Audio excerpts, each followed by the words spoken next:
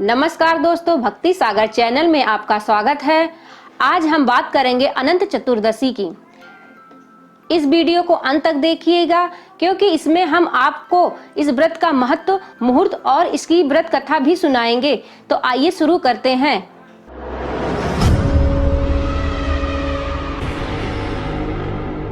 सनातन हिंदू धर्म में अनंत चतुर्दशी का बहुत महत्व है। इसे अनंत चौदस के नाम से भी जाना जाता है। इस व्रत में भगवान विष्णु के अनंत रूप की पूजा की जाती है।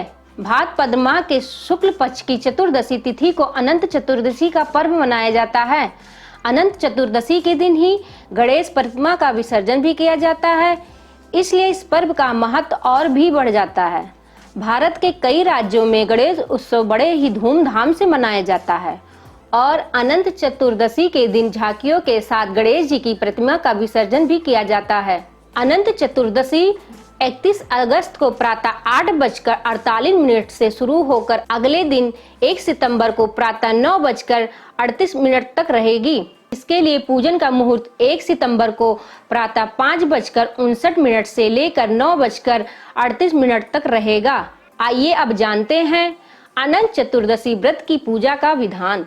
इस दिन प्रातः काल स्नान के तुरंत बाद व्रत का संकल्प लें और पूजा स्थल पर कलश की स्थापना करें। इसके बाद भगवान विष्णु की प्रतिमा या फोटो को स्थापित करें। एक धागे को कुमकुम और हल्दी से रंग कर अनंत सूत्र तैयार करें या फिर बाजार से लाए हुए अनंत सूत्र को भगवान विष्णु के सामने रखें। भगवान विष्णु की पूजा करें और इसके बाद अनंत सूत्र को अपने बाजू में बांध लें। पुरुषों को यह सूत्र दाहिने हाथ में तथा महिलाओं को बाएं हाथ में बांधना चाहिए। इसके बाद सपरिवार प्रसाद ग्रहण करें। आइए अब सुनते हैं अनंत चतुर्दशी की व्रत कथा। पूर्व काल के सतयुग में सुमंत नाम के एक मुनि थे। उनकी पुत्री शीला अत्यंत सुशील कन्या थी। मुनि ने अपनी पुत्री का विवाह कौंडिन्य मुनि से किया। वह जब अपनी पत्नी शीला को लेकर ससुराल से अपने आश्रम वापस लौट रहे थे, तब रास्ते में नदी के किनारे कुछ स्त्रियां अनंत भगवान की पूजा करते दिखाई पड़ी। शीला ने व्रत का महात्म्य जानकर उन स्त्रियों के साथ अनंत भगवान की पूजा करके अनंत सूत्र बांध लिया, जिसके फलस्वरूप उनका घर थोड़े ही दिनों में धन धान्य से पूर्ण हो गया। एक दिन कौंडिन्य मुनि की दृष्टि अपनी पत्नी के बाएं हाथ पर बंधे सूत्र पर पड़ी, जिसे देखकर वह भ्रमित हो गए और उन्होंने पूछा कि क्या तुमने यह सूत्र मुझे अपने वश में करने के लिए बांधा है? शीला ने बताया कि यह तो भगवान अनंत का पवित्र सूत्र है, परंतु ऐश्वर्य के मद में अंधे हो चुके मुनि ने अपनी पत्नी को गलत समझा और सूत्र को वशीकरण तंत्र समझकर तोड़ दिया और उसे अग्नि में जला दिया। इस जघन्य कर्म का परिणाम भी सामने आ गया।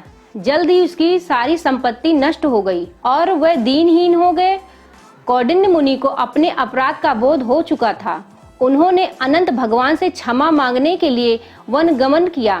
वन में वह सभी से अनंत भगवान का पता पूछते जाते थे।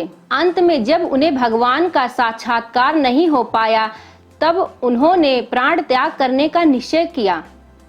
उसी समय एक वृद्ध ने उन्हें बताया कि पास ही एक गुफा में अनंत भगवान की मूर्ति है। तुम जाकर उनके दर्शन करो और अपने पापों के प्रायश्चित के लिए 14 वर्षों तक निरंतर अनंत व्रत का पालन करो। इससे तुम्हारे पाप नष्ट हो जाएंगे और तुम्हारी संपत्ति भी पुनः प्राप्त हो जाएगी। इस प्रकार कौंडिन्य मुनि ने पत्नी सहित 14 वर्षों तक अनंत व्रत का नियम पूर्वक पालन किया और अपनी खोई हुई समृद्धि को पुनः प्राप्त कर लिया।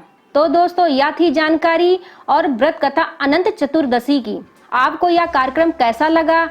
आप अपने अनुभव कमेंट में लिख सकते हैं। वीडियो को लाइक करिए, अपने परिवार व मित्रों के साथ शेयर करिए और चैनल को सब्सक्राइब करना मत भूलिएगा। नमस्कार।